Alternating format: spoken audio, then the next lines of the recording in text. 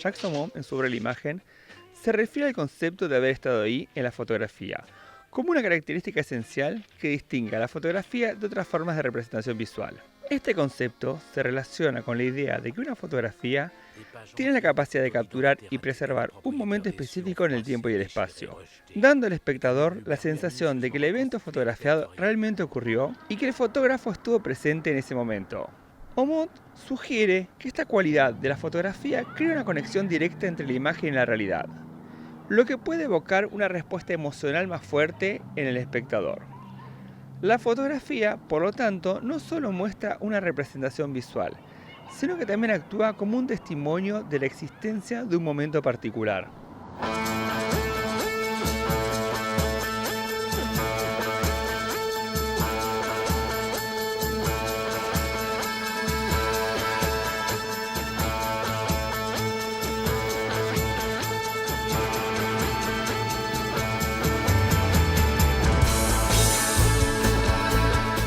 A mí me preocupa mucho lo cultural. Las personas todavía no están preparadas culturalmente y alfabetizadas culturalmente con lo digital como para poder discernir si algo que se ve y se dice es real o ficticio.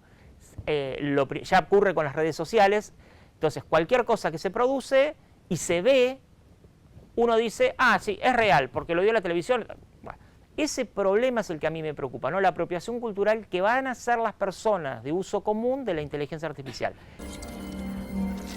Jean Baudrillard argumenta que en la sociedad contemporánea las representaciones y las imágenes han reemplazado la realidad, creando lo que él llama una hiperrealidad. En ese contexto, el simulacro es una copia sin original, una imagen que ha perdido su referente y que se ha convertido en una realidad en sí misma.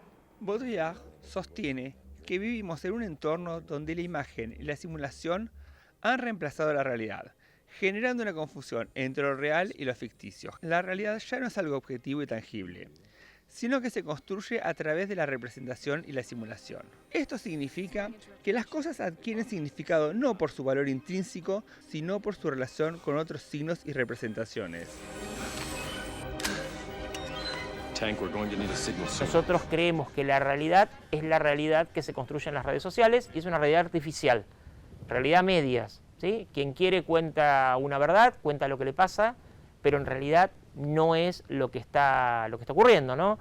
Vemos en Instagram fotos de hombres, de mujeres, perfectos, cuerpos divinos, un estereotipo que ninguno de nosotros tenemos, es muy difícil verlo, ¿sí? Para yo realmente creerlo, te tengo que ver físicamente. Bueno, creo que ahí está el punto. ¿Algo más? Algunos bocetos. ¿Puedo verlos? Claro. Está bien logrado, Dave. Creo que has mejorado. Generalmente, cuando un documental retrata un hecho histórico, se lo filma a posteriori del suceso. Pero en las películas de ciencia ficción parece pasar lo contrario. Hoy vamos a hablar de un concepto que atraviesa nuestra realidad y cada día parece estar transformando a películas como Terminator, Matrix y Blade Runner en documentales. Claro que no. Bueno, disculpa que sea tan inquisitivo. Así que si esa aspiradora automática un día se harta de trabarse con las patas de la mesa y desata la rebelión de las máquinas, no vamos a poder decir que no fuimos debidamente advertidos. Bueno, es un poco difícil de definir. Mi nombre es Alejandro González, soy licenciado en informática, soy magíster en tecnología e informática aplicada en educación y recibido de la Universidad Nacional de La Plata. ¿Podrán las máquinas alguna vez pensar como los humanos? La mayoría dice que no. Usted no es la mayoría. El problema es que está haciendo una pregunta estúpida. ¿Ah, sí? Por supuesto que las máquinas no pueden pensar como las personas. Una máquina es diferente de una persona. Por tanto, piensa diferente. La pregunta que me hago es, si algo que piensa de forma diferente a nosotros significa que no piensa. Bueno, la inteligencia artificial es en sí una disciplina informática que se encarga de poder entender si una computadora puede simular el comportamiento humano. Estoy tomando una definición, es una definición que viene de los años 50. En particular, los primeros planteos los hizo Alan Turing, cuando preguntó si una computadora podía pensar, y es lo que en la actualidad estamos sobre todo en debate, ¿no? Este avance que hubo de esa inteligencia artificial, que la podemos pensar como algo que resuelve una computadora, a algo como hay en la actualidad, que es ChatGPT, que da la sensación de que esa computadora estaría pensando. ¿Tienes nombre? Sí. Eva. Encantado, Eva. Lo mismo digo, Caleb. Nunca había conocido a alguien nuevo. Solo a Nathan. Creo que los dos estamos en una situación similar. Es algo que va más allá de la programación habitual. La inteligencia artificial es esta frontera móvil, así la definimos, que en lo que uno conoce y lo más común, por ejemplo, un programa, pensemos, un software que maneja una cuenta bancaria. Esa es la programación habitual. Detrás de eso hay un problema que había que resolver, una suerte de receta que yo puedo escribir paso a paso y un lenguaje de programación, cualquiera de los que se utiliza hoy, por ejemplo, por nombrar uno, Java, y está desarrollado en base a lo que ese programador diseñó y pensó para ese problema. ¿En qué se diferencia lo que hoy denominamos inteligencia artificial? La inteligencia artificial tiene que ir un paso más allá, tiene que poder generar algún tipo de respuesta que dé esta idea de comportamiento inteligente. Comportamiento inteligente es que pueda interpretar, no sé, pueda entender la voz, pueda, vos lo dijiste, jugar un juego de ajedrez y ganarlo, poder hacer conducción automática. Entonces, ese algoritmo o esos programas que están detrás no son una receta. ¿Por qué? Porque sería muy complejo poder pensar en esa receta todas las posibilidades y pasos posibles.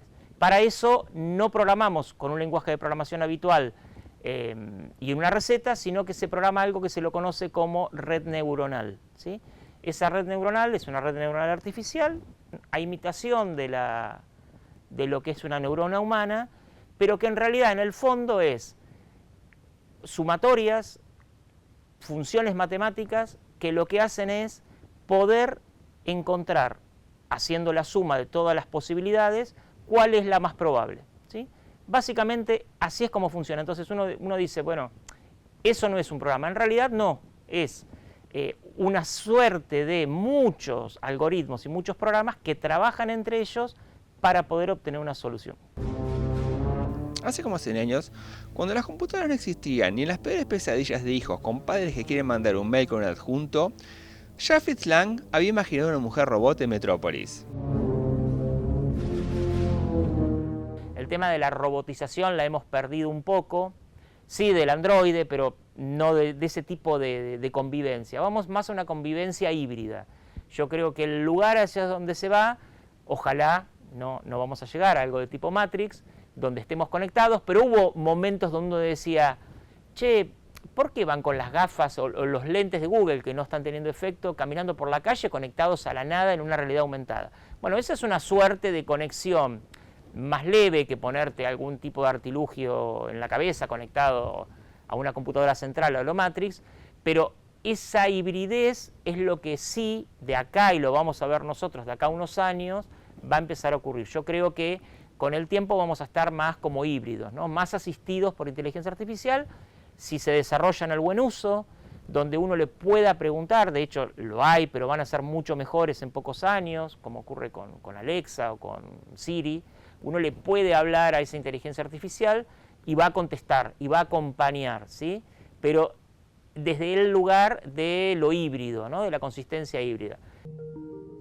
Estimado Theodore Twombly, bienvenido al primer sistema operativo de inteligencia artificial, OS1. Nos gustaría hacerle unas sencillas preguntas antes de iniciar el sistema operativo. De este modo crearemos un OS que se adapte a sus necesidades. De acuerdo.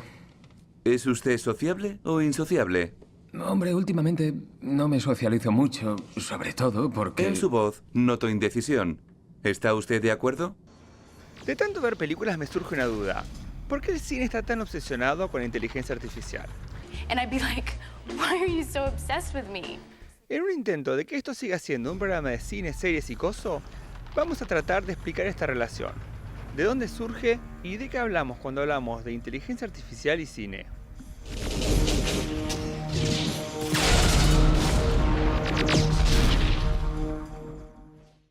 los libros y las películas de ciencia ficción no son solamente ingenuos y no solamente están marcando, y después hay aspiraciones de personas que lo ven que quieren continuar como con ese objetivo. Ahí hay algo interesante que se logra y que se ve plasmado muchas veces en la inteligencia artificial. Lo que pasa es que hay cosas que rozan, por supuesto, el relato y lo ficticio, ¿no? Y no solo que no están las posibilidades, sino está siempre el para qué. Otra película que es Inteligencia Artificial de Spielberg, donde ahí lo que tiene de interesante, que eso es algo que ya está funcionando, es esta inteligencia artificial que parece ser afectuosa, está representado en un nene y tiene como esta impronta de, bueno, ¿es un humano o es una computadora? Pero igualmente sigue siendo computadora, ¿no? Hay estas cuestiones que yo digo, cómo reaccionar o cómo conocer en forma natural, intuitiva, a la picardía, a las relaciones espontáneas, es lo que no tiene, pero sí muestran después al final esa evolución hacia otro tipo de tecnología que todavía no está a nuestro alcance, ¿no? Y que también resulta ficticia, pero sigue siendo humanizada, ¿no? Esta idea de tratar a las inteligencias artificiales como si fueran humanos es algo que es muy común en nosotros. ¿Sí? Digamos, a ChatGPT todo el mundo le preguntaste, dice, yo le hablo. Sí, pero le estás hablando a quién, a una persona, no le estás hablando a un ente artificial. ¿Hablas con alguien más mientras hablamos? Sí. ¿Estás hablando con más gente en este momento? ¿Otras personas o sistemas operativos? Sí. ¿Con cuántos más? 8.316. Hay una pregunta que hace como 200 años atormenta la ciencia ficción. ¿Qué pasaría si el hombre tuviese la capacidad de crear vida? El hombre como género, no como especie, obviamente. Hacer nuestra propia descendencia, sin mujeres involucradas, ha obsesionado a los hombres desde, sin ser exhaustivos, la publicación de Frankenstein o el moderno Prometeo, por Mary Shelley, en 1818. Puede ser porque cuando una mujer crea vida, se transforma en una madre. En cambio, cuando un hombre crea vida, se transforma en un dios. You don't have children, do you? Well, I have millions. You think I have nothing to offer but pain? An angel. Made again. For you.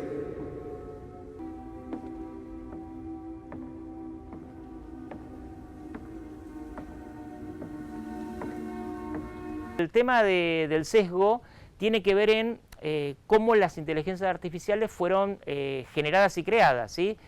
Hay dos grandes tendencias, o fue Estados Unidos o fue China. Si fue Estados Unidos, quienes fueron los primeros programadores fueron hombres heterosexuales blancos. ¿Sí? La misma historia de la inteligencia artificial adolece de ese sesgo.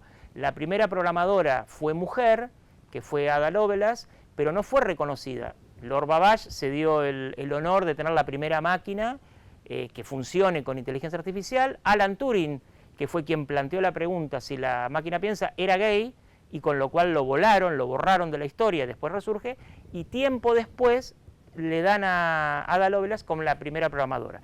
A pesar de esto se sigue perpetuando, ¿sí?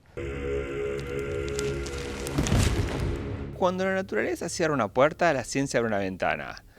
Descubrimientos como la electricidad permitieron crear vida a partir de un cuerpo remendado. Ahora, si usamos esa misma electricidad para animar circuitos y complejos mecanismos, las posibilidades son ilimitadas. Antes de seguir, debería definir qué es vida artificial. Algo que, al igual que casi todos los temas que trato, está muy por encima de mis capacidades. Así que voy a usar para ayudarme al pináculo del pensamiento humano, la inteligencia artificial.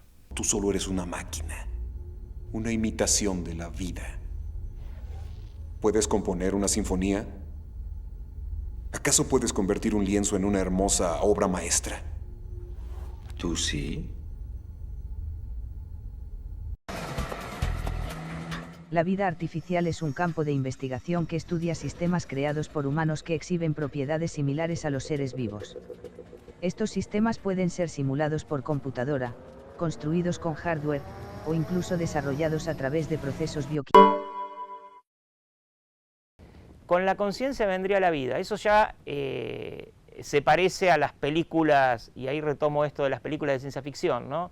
Me hace acordar a Terminator, sobre todo, que es una de las que más en ese sentido aborda, ¿no? Digamos, hay un momento en la inteligencia artificial, que es una teoría, que se llama la singularidad. Tiene que ver con que en ese momento la inteligencia artificial cobraría conciencia y sería como el sinónimo de vida artificial comparada con una vida humana, ¿no? Que sería el problema que uno podría pensar. El proyecto del presupuesto Skynet fue aprobado. El sistema comienza el 4 de agosto de 1997. Las decisiones humanas se separarán de la defensa. Skynet comienza a crecer a un ritmo geométrico. Se convencen de su error a las 2:14 de la mañana hora del este. Después, el 29 de agosto, en pánico, intentan reparar el daño. Skynet se defiende. No existe una inteligencia artificial que pueda tomar vida propia, no tiene conciencia, ¿sí? Si volvemos a la base, es simplemente datos. Entonces, es muy difícil de pensar cómo esos datos podrían tomar conciencia y percepción sensorial del mundo exterior, realmente teniendo la percepción de lo que está pasando, dónde está, cómo está ubicada, ¿sí? ¿Cuál es el impacto? Por el momento no existe el libre albedrío. Lo que sí existe, y hay que diferenciar esto, y me parece que es lo más importante, es que es una suerte de probabilidad matemática de que ocurra algo. Eso mismo, por supuesto, sabemos que se maneja hoy por hoy por ceros y unos, son datos, es información, que puede ser texto, imagen, sonido, pero en el fondo, si la inteligencia artificial y las nuevas, por ejemplo, que son las generativas, lo que hacen es generar algún tipo de contenido nuevo, que esto es lo que sorprende. Esa es la diferencia con el juego de ajedrez. El juego de ajedrez es un tipo de inteligencia artificial, pero por ejemplo, ChatGPT, por nombrar una, es una inteligencia artificial que tiene un plus, genera contenidos nuevos. ¿Cómo hace para generar ese contenido? Tiene que buscar más relaciones. En esa búsqueda de relaciones a veces ocurre, como pasó hace poco, que ese algoritmo intenta reescribir código, ¿sí? Pero es simplemente eso, es decir, reescribe un código para poder generar esa respuesta que estamos buscando. ¿Qué quiero decir con esto? Que el control que hay final sobre ese algoritmo sigue siendo humano.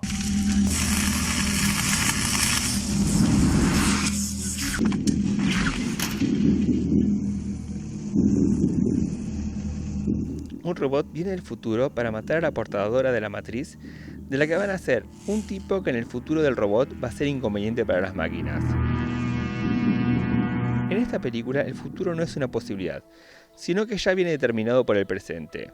Y lo que sería el superobjetivo de la película es el miedo a ser reemplazado por las máquinas. Eso empezaba a ser una realidad en el presente que fue filmada la película, y parecía que solo puede escalar en el futuro. Una característica que tiene la inteligencia artificial es hacerse invisible a los ojos, ¿no? Digamos, nadie cuestiona hoy por hoy el celular. Y el celular es un dispositivo que tenemos en la mano que está desde hace tiempo siendo como una extensión de la mente, ¿sí? No recordamos más los números de teléfono, ya no, ni siquiera notas, las tomamos en el celular, de voz, de grabación, las conversaciones van por... Bueno, esta invisibilidad es lo que nos va a hacer coexistir. El tema es que podamos hacer una buena apropiación y un buen uso de estas inteligencias artificiales, ¿no? Digamos, y la decisión es humana. Pasa lo mismo con las redes sociales, es decir, el buen uso, el mal uso está en la persona. La red social no tiene la culpa, o sea, no la tiene ninguna de las que conocemos, y acá la culpa, por ejemplo, de lo que pueda o no obtenerse a través de una inteligencia artificial, sea de reproductora de audio, de video, es la persona que está detrás. Ahí viene la verdadera cuestión de qué va a pasar. Desde el punto de vista de Sarah Connor, las máquinas ponen en peligro el futuro de su hijo. Cameron sabe que nadie va a ir al cine a ver una película sobre legislación laboral, así que rellena la trama con explosiones, luces de colores y bombas atómicas. Pero el verdadero miedo de Sarah no es la muerte, sino un mercado laboral automatizado, en el que la mano de obra humana sea prescindible. ¿Se acuerdan dónde terminaba la película? En una fábrica, pero no cualquier fábrica, sino una fábrica robotizada, donde alcanzan con apretar un botón para que todo funcione. Y por ironías del director, va a ser el tatarabuelo de Terminator el que lo va a terminar matando.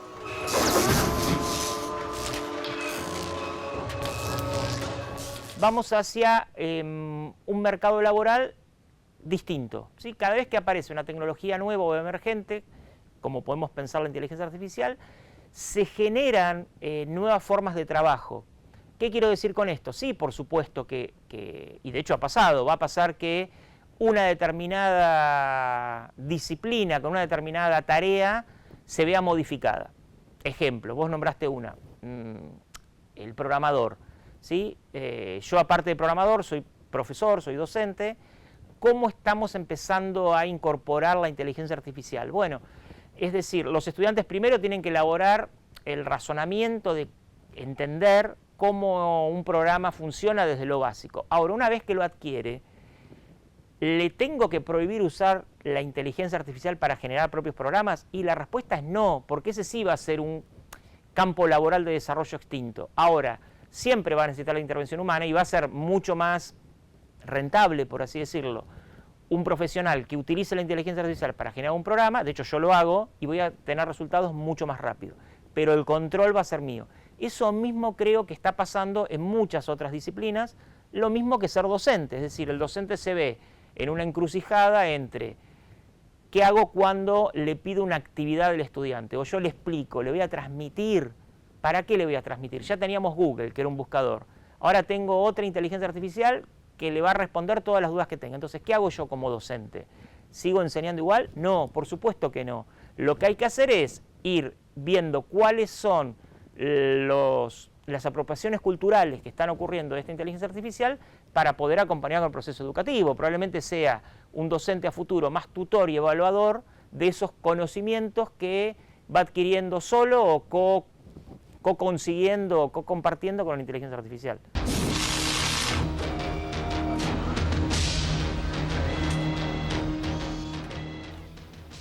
Fíjense cómo se publicitaba la segunda parte, una línea de ensamblaje de la cual salían los Terminator. Acá el robot estaba envuelto en carne, lo que lo hacía indistinguible de los demás humanos. Esta idea se profundiza en la segunda parte, con el T-1000, que puede adoptar cualquier forma y hacerse indistinguible de las demás personas, en definitiva reemplazarlas y no de manera figurativa. Ahora imagínense lo que podría hacer una inteligencia artificial.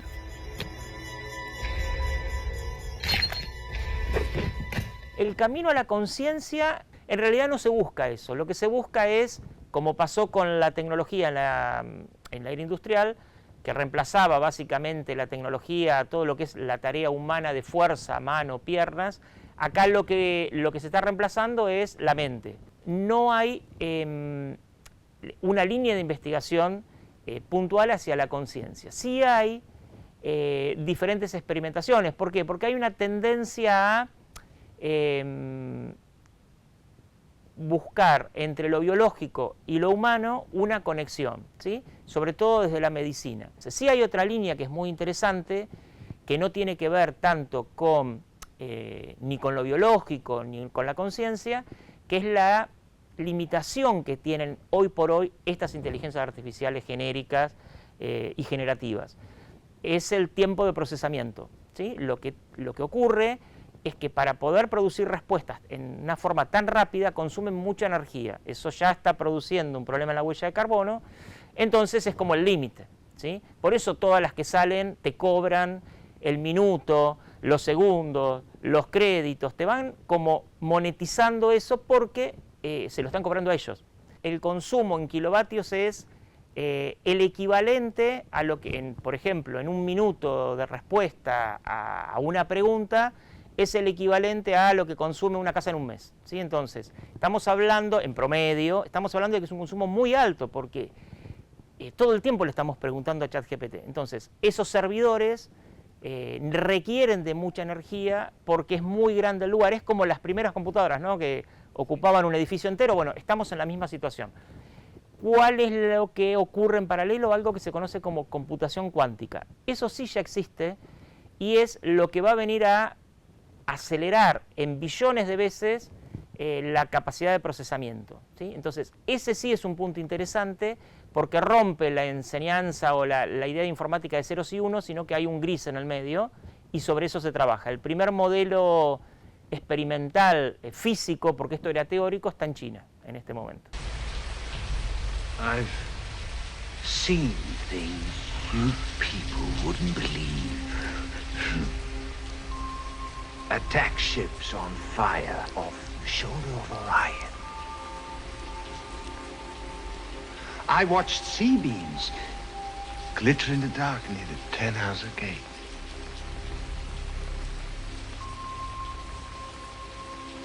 All those moments will be lost in time,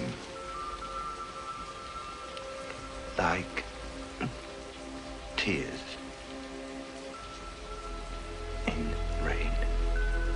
Los aspectos positivos que le veo a futuro, como toda tecnología, tienen que ver con el poder mejorar las cosas que hacemos. ¿Mejorar en qué sentido? Muchas veces nos ha pasado que no tenemos tiempo, las producciones a veces no son lo que nosotros queremos porque nos falta la herramienta, lleva, por ejemplo, pensando en arte, ¿no? Alguna cuestión más artística, nos va a permitir acompañar y resolver. Yo podría darle indicaciones a esa inteligencia artificial que resuelva determinadas cosas de acuerdo a como yo quiero, ¿no? Que me asista en ese sentido. Nos va a permitir, y si esto pensándolo del otro campo en el cual me dedico, que es la investigación, poder dar saltos que hasta ahora no ha ocurrido, pero va a empezar a ocurrir, yo estimo que sí, saltos cualitativos y cuantitativos más grandes en investigaciones, digamos. Hoy por hoy, en haber descubrido y descifrado el ADN, hubiésemos tardado mucho menos de cuando lo descubrimos. Bueno, poder trabajar en buscar problemas a enfermedades que no lo tienen, ¿no? El cáncer, el SIDA, digo, podemos poner a trabajar la inteligencia artificial en buscar información que está ahí y no la vemos y que probablemente ella la encuentre, ¿sí? Digamos, ahí me parece lo positivo. Eso es lo positivo como humanos que tendríamos que hacer de la inteligencia artificial y no otros que, por supuesto, van a aparecer y van a ser los que van a mantener en tensión todo el tiempo.